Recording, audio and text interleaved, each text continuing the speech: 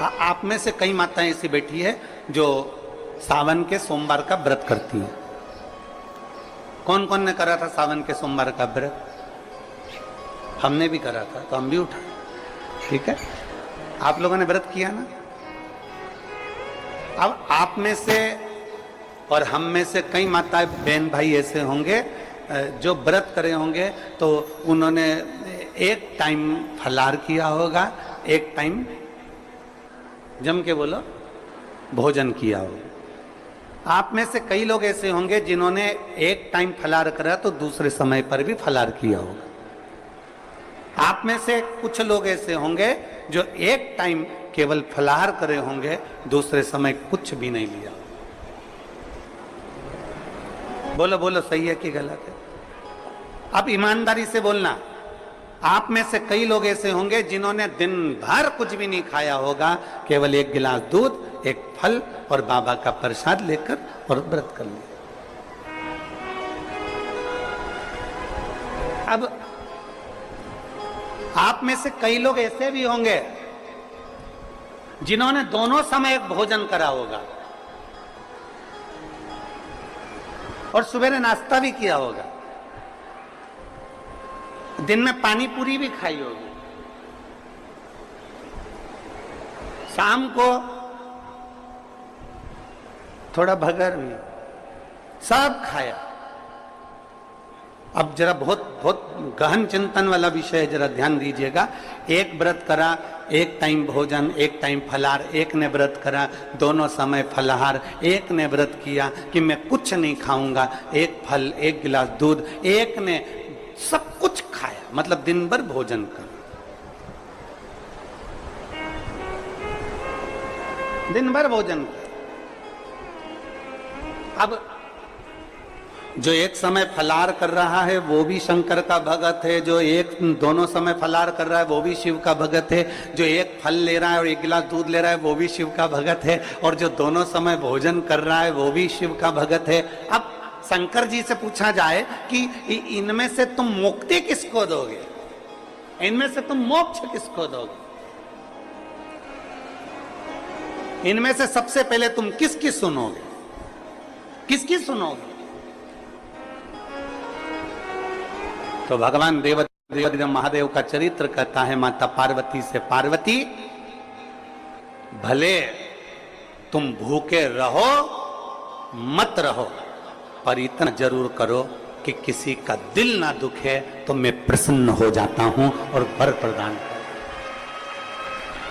तुमने व्रत किया ना किया, तुमने साधना करी ना करी, तुमने तप किया ना किया, तुमने उपास किया ना किया, पर इतना जरूर करो कि जिस दिन तुम्हारा व्रत, जिस दिन तुम्हारा व्रत है उस दिन तुम्हारे मुख से अपशब्द ना निकले, जिस दिन तुम्हारा व्रत है उस दिन तुम्हारे मुख से आड़ा टेढ़ा ना निकले, जिस दिन तुम्हारा व्रत है उस दिन तुम अपने पिता,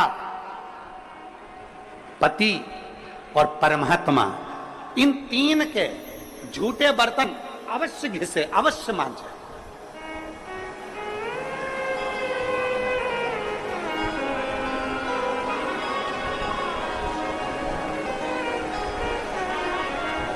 घर के सारे बर्तन, बर्तन मांजने वाली कोई आए वो मांजे, मना नहीं है, पर 3 बर्तन अपने को खुद मांजना चाहिए।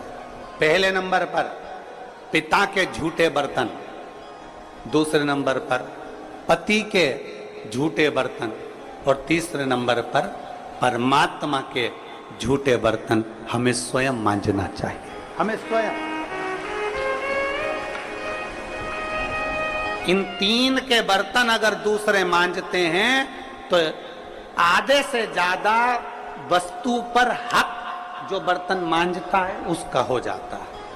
अब तुम समझ लेना अच्छे से, हम इसको बहुत विस्तार से नहीं कहेंगे। मालूम पड़े पिता के झूठे बर्तन अगर आप मांज रहे हो, पिता के सामने आप झूठे बर्तन उठा रहे हो, पिता के सामने आप बर्तन लेकर जा रहे हो, पिता के सामने आप उनके बर्तनों को मांज रहे हो, पिता के सामने आप उनके बर्तन उनके कमरे में उठाने जा रहे हो, पिता के सामने आप उनके झूठे बर्तन लेकर घिस रहे हो, मांज रहे हो, साफ कर रहे हो, तो पिता आपको देखेंगे तो उनके मन में आएगा मेरी बहू कितनी अच्छी है, देखो सारे बर्तन वो मांझने वाली मांझती है, पर मेरा झूठा बर्तन मेरी बहू मांझती है। तो पिता अपनी तिजोरी का माल निकाल के चुपचाप से तुमको दे दे। ये मेरी बहू है। सारे बर्तन दूसरे मांजते हैं, पर मेरी बहू मेरे बर्तन मांजती है। मेरी बहू मेरी सेवा करती है, मेरी बहू मेरी चाकरी करती है, मेरी बहू मेरे बर्तन घिसती है। दूसरे नंबर पर पति, पति के बर्तन, पति ने जिस बर्तन में भोजन किया है उसका बर्तन बर्तन मांजने वाला नहीं, उसके बर्तन पत्नी को मांजना चाहिए। और अगर पति के झूठे बर्तन कोई दूसरा मांजने लगता है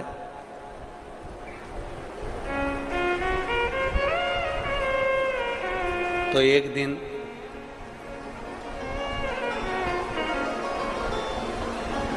सेठानी नौकरानी और नौकरानी सेठानी हो जाती है।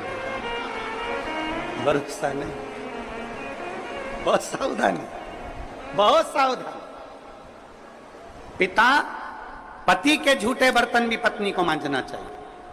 स्वामी के झूठे बर्तन मांजोगी, पति की दृष्टि में आएगा सारे घर के बर्तन दूसरे मांजते हो, पर मेरी पत्नी मेरे बर्तन मांजती है, पत्नी मेरे झूठे बर्तन उठाती है, मेरी पत्नी मेरे झूठे बर्तन संभालती है, मेरी पत्नी मेरे झूठे बर्तन उठाकर रखती है। मतलब उसकी दृष्टि में आपका भाव बढ़ता चले जाएगा। तो आपको जिस दिन तुम बोलो कि मुझे ये चाहिए, पति को याद आ जाएगा ये मेरी सेवा करती है, झूठे बर्तन तक संभालती है, तो तुरंत साड़ी भी दिलाएगा, करवा चौथ की अंगूठी भी दिलाएगा, निश्चित। एक पिता, एक पति, और तीसरे नंबर पर बोलो, सब बोलो जम के जरा, परमात्मा। तुम्हारे घर में भगवान का मंदिर है, तुम्हारे घर में छोटा सा शिवालय है, तुम्हारे घर में छोटा सा देवालय है, तुम्हारे घर में छोटा सा मंदिर बना हुआ है। उस मंदिर में तुम भगवान की पूजन करती हो, पूजन करने के बाद भगवान को स्नान कराती हो, स्नान करा हुआ बर्तन रखा रहता है, लोटा रखा रहता है जल चढ़ाने वाला, भगवान के भोग लगाने की छोटी सी कटोरी होती है, भगवान को पानी पिलाने का छोटा सा लोटा होता है, कलश होता है, झारी जी होती है, या कोई गिलास होता है। भगवान का बर्तन, परमात्मा का बर्तन घर की स्त्री को, घर की नारी को स्वयं मांजना चाहिए, वो बर्तन मांजने वाले को नहीं देना चाहिए, क्योंकि परमात्मा ये देखता है कि ये मेरे बर्तन मांज रही है, मैं इसको भंडार भर देता हूं। पिता, सब लोग बोलेंगे कौन कौन के बर्तन मांजना चाहिए, जम के बोलो, पिता, पति और परमात्मा। इन तीन के बर्तन, इन तीन के झूठे बर्तन, इन तीन के झूठे पात्र का घिसना, झूठे बर्तन को मांजना श्रेष्ठ। पिता, पति और परमात्मा।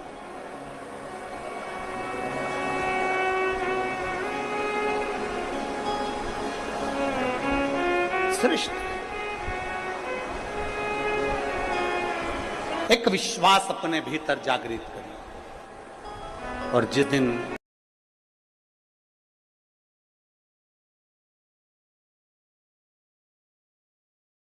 कोई सा भी व्रत, आपका सोमवार का व्रत है, आपका शिव जी का अगर कोई व्रत कर रहे हो, तो उस दिन आप भगवान शंकर को चढ़ाने के लिए बेलपत्र मत तोड़ो, एक दिन पहले तोड़ो।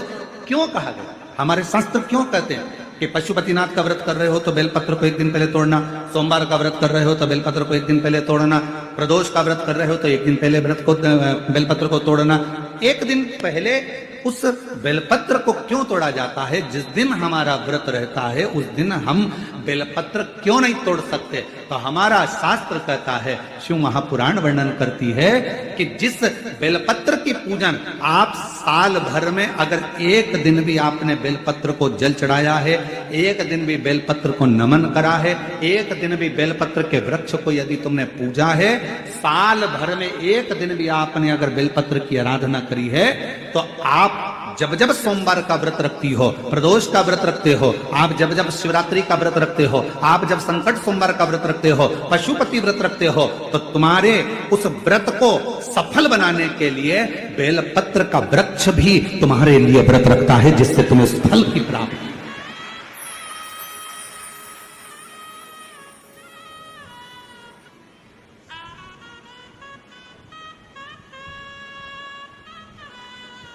कथा सुनने आ रहे हो? घर के बाहर बेलपत्र का पेड़ है, कथा श्रवण करने जा रही हूं, बेलपत्र का वृक्ष है। नहीं, आपको अगर कथा सुनने जा रहे हो तो बेलपत्र अगर चढ़ाना है तो एक दिन पहले आप बेलपत्र को उतारो।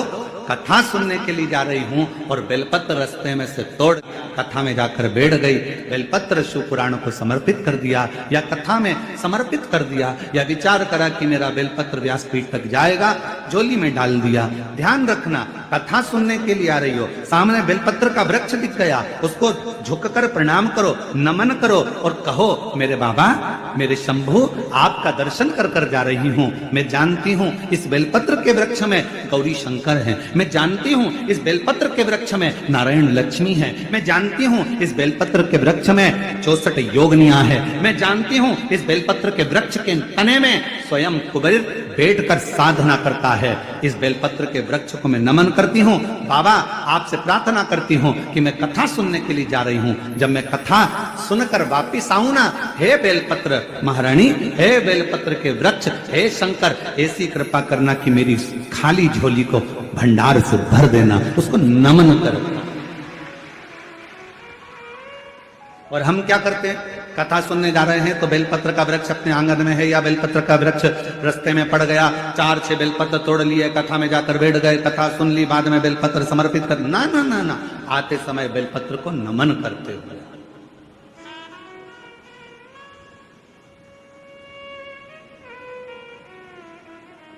प्रणाम करते हुए, विनय करते हुए। और मैंने तेरे ही भरोसे बाबा, तेरे ही भरोसे हवा बिच उड़ती जागी, बाबा डोर हर तो छड़ीना में कटी जागी, बोले मैं तेरी पतंग, शंभु मैं तेरी पतंग, हवा बिच उड़ती जागी, बाबा डोर हटो छड़ीना में कटी जागी, बोले मैं तेरी। आप उसको नमन करिए। कई लोग कहते हैं गुरुजी हमने पशुपतिनाथ का व्रत किया, हमने 16 सोमवार करे, हमने सोमवार का व्रत करा, हमने प्रदोष करी, हमने बाबा की सोमवारी का व्रत करा, मेरा बाबा मेरा सुनता क्यों नहीं है? हम गलती कर दिए। हम जिस दिन हमारा व्रत था उस दिन हमने बेलपत्र को तोड़ लिया, उतार लिया, हम भूल गए। हम सबसे कहेंगे, अगर YouTube पर हमारी पूर्व की कथा डली हो, एक पुष्प शिव महापुराण की कथा, त्रिपुंड शिव महापुराण की कथा, बेलपत्र शिव महापुराण की कथा, जब पुरानी जो YouTube पर हमारे YouTube पर अगर डली हो तो वो कथा को आप निकालना, उसको एकांत में बैठकर थोड़ा सा श्रवण करना कि पुष्प का महत्व क्या है। कौन सा फूल जमीन पर गिरा हुआ भी शंकर को स्वीकार होता,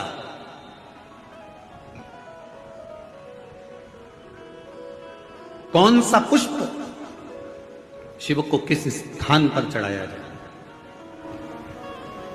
क्यों सोमवार, अष्टमी और ये अन्य जितनी तिथियां होती हैं, अमावस्या, पूर्णिमा, प्रदोष, चतुर्दशी, त्रयोदशी, ऐसा वर्णन उसमें आता है कि इन दिन बेलपत्र को नहीं तोड़ा जाता। अष्टमी, नवमी, ये तिथियां हैं, क्यों नहीं तोड़ा? इसलिए क्या कारण है कि इन तिथियों पर बेलपत्र को नहीं तोड़ा जाता? तो कहा, जब हम रोज बेलपत्र को जल चढ़ाते हैं, शंकर की आराधना करते हैं, तो बेलपत्र के वृक्ष के नीचे बैठकर देवता भी हमारे कल्याण की कामना करते।